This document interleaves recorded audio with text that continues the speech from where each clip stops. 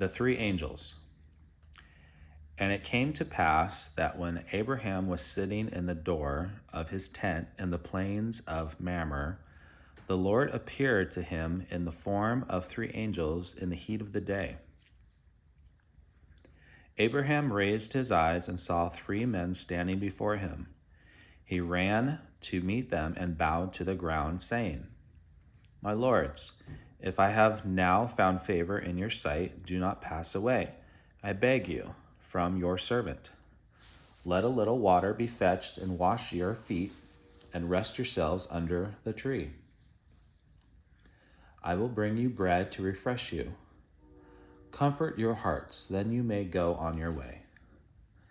They said to him, "Do as you have said."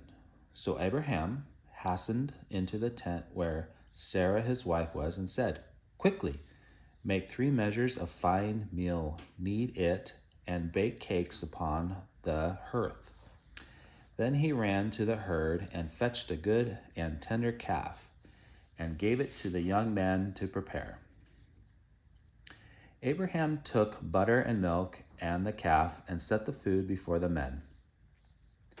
He stood by them under the tree while they ate. "Where is Sarah, your wife?" they asked him. "There, in her tent," he said. And one of the men said, "Sarah, your wife, shall have a son." Sarah, standing in the tent doorway behind him, heard this. She and Abraham were old, and they were beyond the time of having children. Sarah therefore laughed to herself. Then God said to Abraham, "Why did Sarah laugh, saying she is too old to have a child? Is there anything the Lord cannot do?"